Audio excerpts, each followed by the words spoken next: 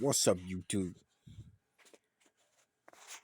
Well, look like I made a promise. Say if the next video get 1,000 views, I will tell a story about my time being incarcerated. So here we go. Hope you guys taking notes.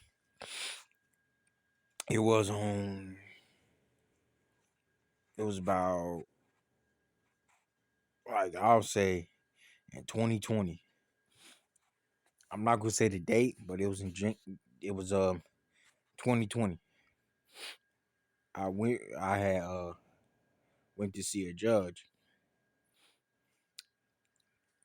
because like I did. My obsession led me to do.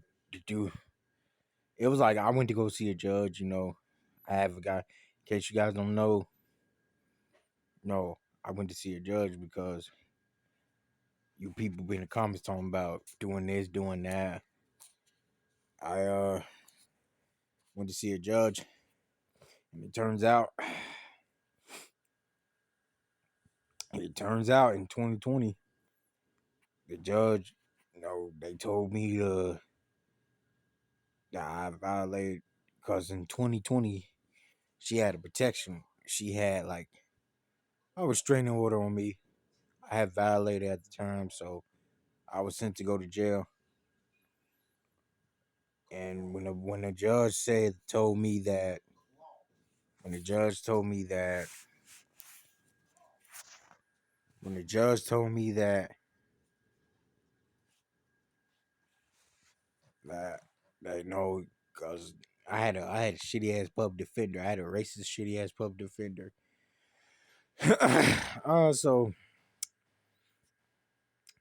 So it was like he had a real bad attitude though, a real bad, like he didn't care, like he didn't like a job. So turns out he he um he explained to the judge what happened. No, it was another guy. I think it was the prosecutor. He explained to the judge what happened. See, the police lied and say I had weapons. I intend to kill her. They lied. They lied. Because I told them I ain't going to sign no statement on that because I never said I was going to do that. So they lied. They lied to put me in jail. So the judge told me I violated the protection order. They told me I'm getting booked in the county jail. So they gave me a next court date. Man, when they told me I was going to jail, I cried. I'm gonna be honest with you. I cried because really, really, I was 19. I was 19 at the time. 19 old going to jail. And my mom and dad was there. They was upset too. They was upset too. But man, I was crying the whole way, guys. I ain't let nobody see me. I stopped crying at first. Then when they put the handcuffs on me and took me down to the county jail, man, man, I was still crying on there, guys. I was 19. I was small. I was 19. I was still crying. Dang, I was handcuffed to a criminal who probably didn't care if he didn't care if he catch a murder case. Probably didn't care if he catch a murder case. So pretty much, pretty much,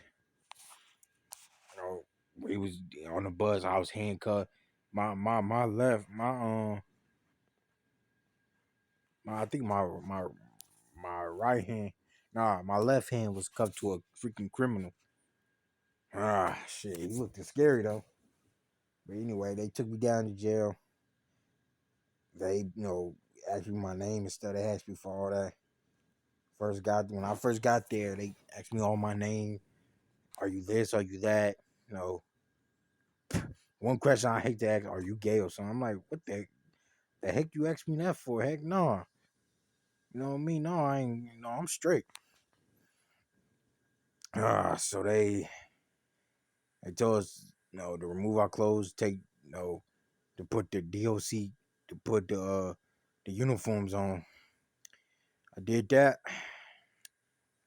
And man, I was still crying, guys. I wasn't crying getting dressed, but they want us to walk all the way to the what's the name? Because it's like, man, I'm telling you, they wanted us to walk to like where the phones are. So once we put the uniforms on, we walk to where we got to go to use the phone. Okay, so so uh, once we did that, once we did that, they gave us some freaking stupid lunch. They gave us bologna sandwich with juice. Man, nobody want to eat that. It only has the bread sandwich and freaking cheese. Man, nobody want to eat that while the seals can eat good. So they put us in. It was a bunch. It was like a booking room where you gotta sit there with a bunch. It was a bunch of people in there. It had a bunch of phones. It was like it was on the phones sort of wall. So I sat near the wall. I sat near the wall where the phone is. Ah man, I was still crying though, but I had stopped crying though. But I called because they gave us only five. They only give us four free phone calls. Four. No, I think it was five or four, but I think it was five. Five free phone calls, and I think it's only 10 minutes. Ugh. So I call. I call my mom and dad, and turns out, so I got on the phone. I dialed my mom and dad's number, and turns out they answered the phone. They told it said you have 10 minutes. You know, my mom and dad answered the phone. I told them it was me. I started crying on the phone. I told them I don't know why I did what I did. I'm scared to be in here. I don't know why I did it. My mom and dad, they wasn't mad, but they was like they was hurting inside. They're like my dad was like, we told you plenty of times, stay away, stay away. They revoked your bond because you went back over there, and they told you not to go back. He said, but we told you over and over again, don't leave the girl alone, don't bother. Just stay away from over the place that you was supposed to go. Because you violated the what's the name protection order. So, oh man,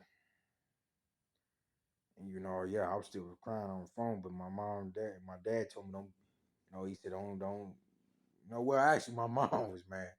She wasn't mad at that. She was just mad. She was kind of young to the phone, but not that kind of young. She was just mad, like hurt. So with that,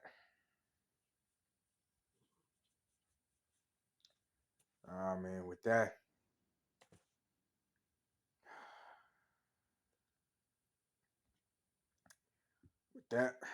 talking about this, it just bring back bad memories. But talking about it,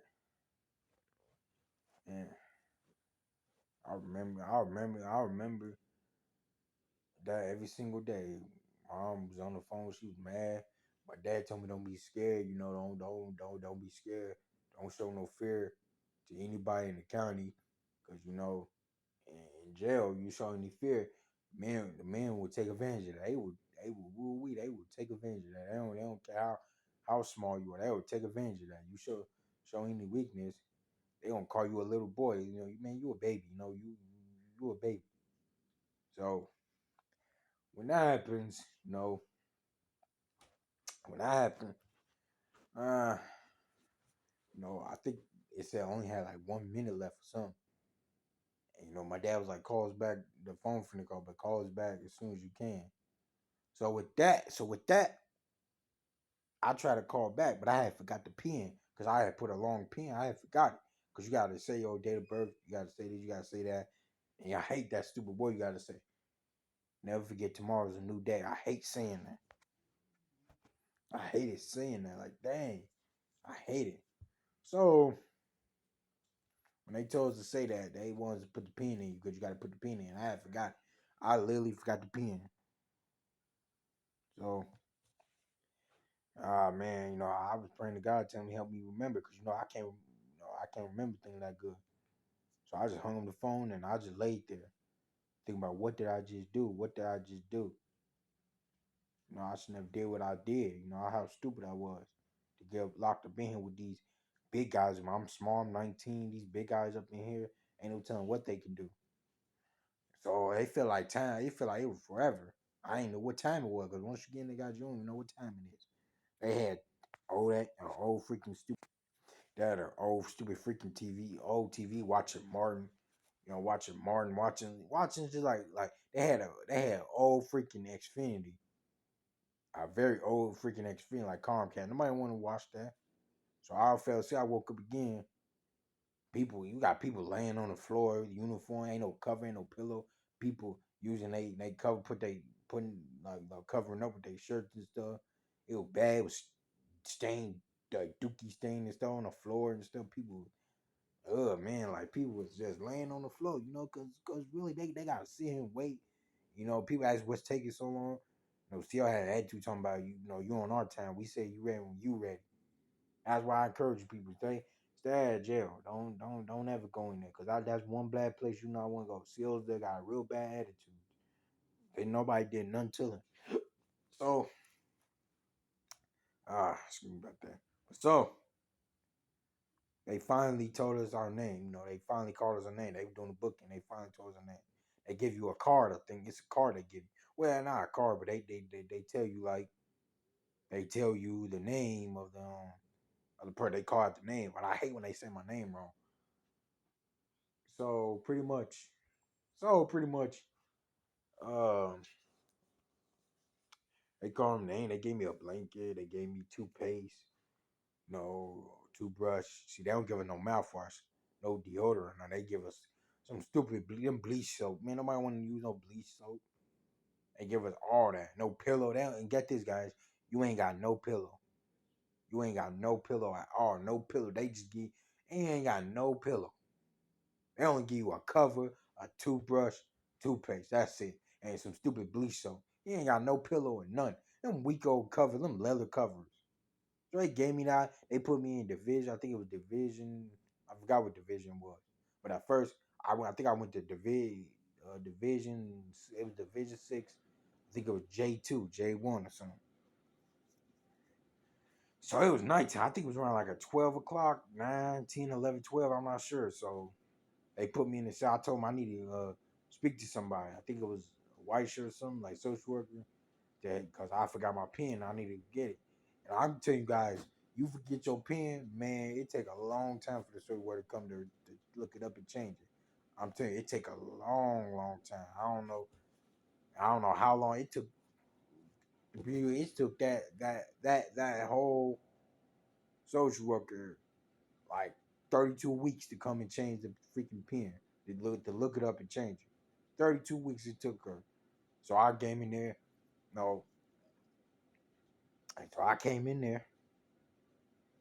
The CO was kind of nice, but he was just telling me about stuff because it was done lockdown. Everybody was asleep. When I came in, there, it was lockdown. It was everybody was asleep. So I came in there. Uh, I came in there. When I came in there, people was like, well, it was locked down, so everybody was in the cell, they was asleep. But I came in there, my cell was like, "What's up?" I'm like, "Hey, what's up? What's going on? All that." He asked me how old I was. I told him I was 19. He like, "Dang, boy, you 19?" I'm like, "Man, that's hard." It was nighttime, but he was still talking though. So I just made my bed up. I was on top bunk bed, so I just made bed. It's like, guys, ain't no ladder now. You got to step at the bottom to get up on the ladder. They only had a toilet in there, a mirror, and a freaking the sink with the toilet mixed together, and freaking like just a mirror.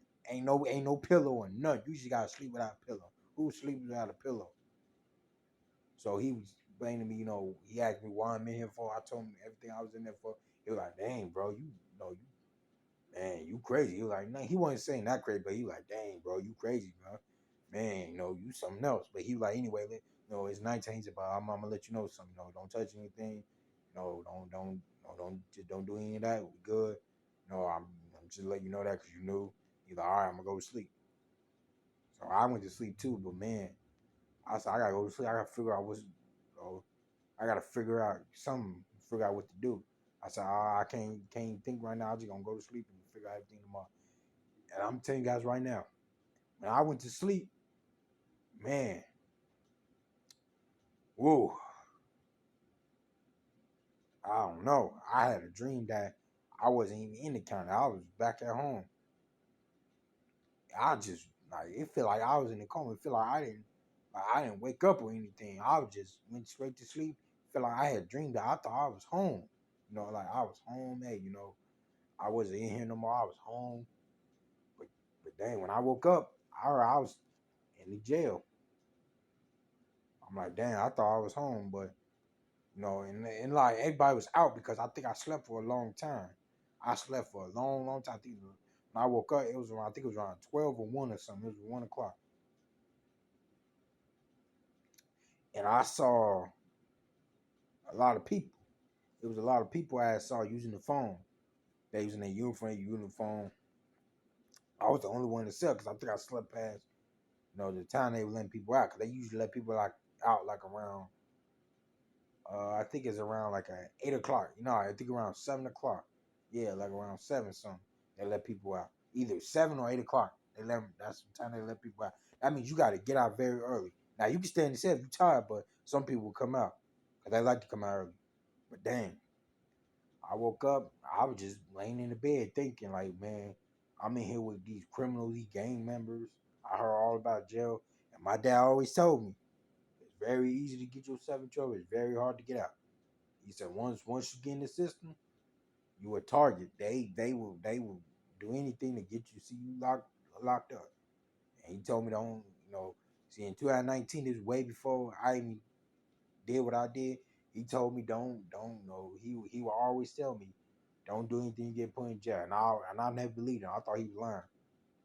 Come to find out, he wasn't lying about jail. He was dead serious about what he said in jail. He was dead. I wasn't built for. I'm gonna tell you guys right now. I wasn't built for jail. Jail is for only people who got the mindset where if they dying, they taking dudes with them. They got to be ready to die. They got to be ready to give their life if they gonna be in jail. Cause you in there with gang members. You in there with stones, blood, GDs, all that. You in there with all that. Man, man, I really was scared being there. I ain't knew what I was gonna do. I was scared. At first, at first, to be honest, guy, I kind of thought of, you know, like I just thought I didn't want to be on Earth no more. I thought I didn't want to be on Earth no more. I was thinking about that, like, man, I don't know when I'm getting out. I first came in, they not telling me nothing. My next court, they ain't telling me nothing. So I'm just gonna, I I wanted to end my own life. I was thinking about doing that, and I was about to do it, but my fear of death stopped me. It had stopped me. It said, no, don't do that. Don't let Satan trick your mind like that, because that's the coward's way out. That's how he tricked your mind. It's like God took his hand off me. It's like he was fed up, so he took his hand off me to show me that jail wasn't no joke. So he took his hand off me, because once God get tired, guys, once he get tired, he would take his hand off you.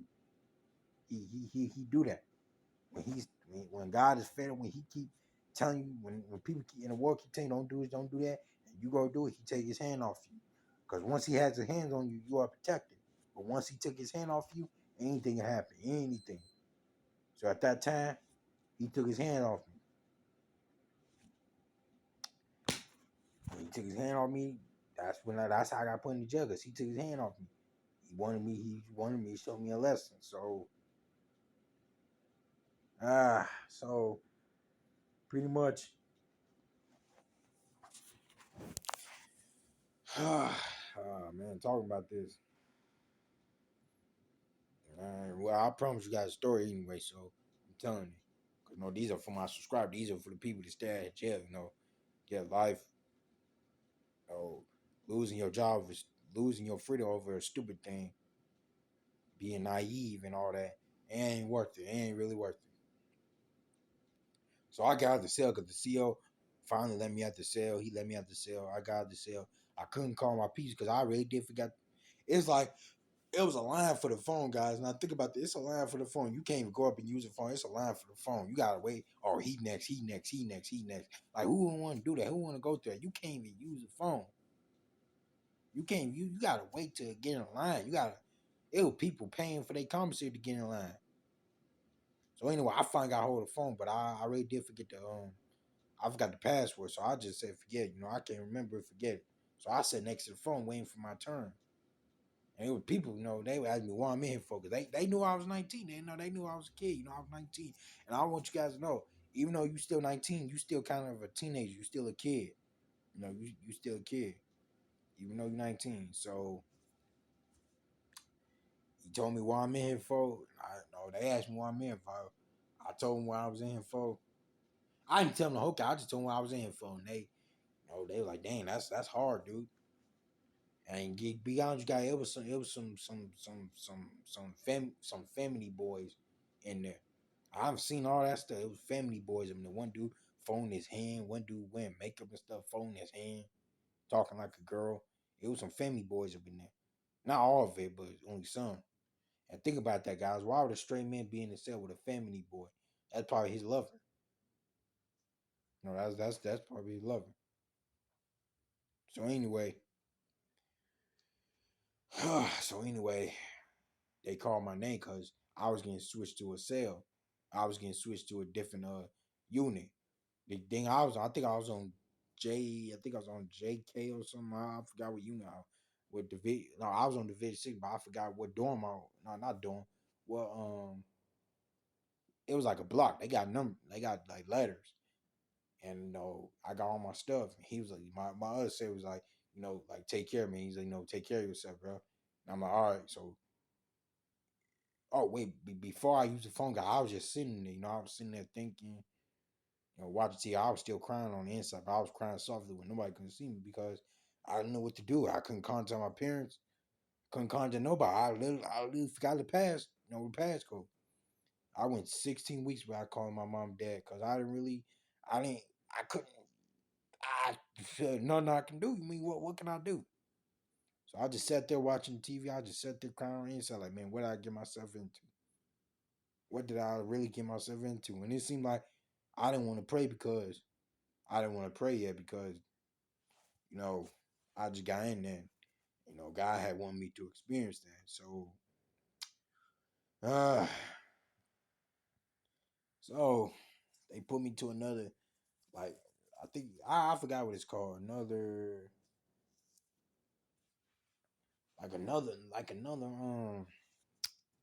what's the name? Another place. They put me in another unit. When I got in that unit, see, everybody on that unit was kind of good. Everybody on that unit was kind of good. Nobody didn't really bother me. I told my I had to sell. Yeah, he was a big guy. He was a big guy. Look like he'll knock you clean out if you say anything wrong about him. But he was a cool dude. It was him. Though everybody there was straight except for one dude. I think his name was Han or something. I forgot his name. But anyway, I ain't gonna say his real name. That's not his real name. Han is not his real name. That's just the name I'm gonna give him. Or I know I'm just gonna call him um what can I call him? I'm gonna call him Chain then. Chain.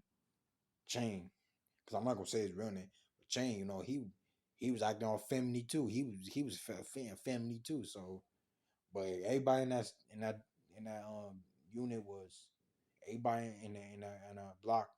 In that block was really, it was like they was straight. Didn't really nobody mess with me. I told you about what I was in there for. They be honest. They told me, hey man, you crazy. Everybody left me alone because they was like, man, everybody in this unit think you crazy, dude. The stuff you did, they didn't think you crazy, dude. So it was one guy in there, he had my back in there and stuff.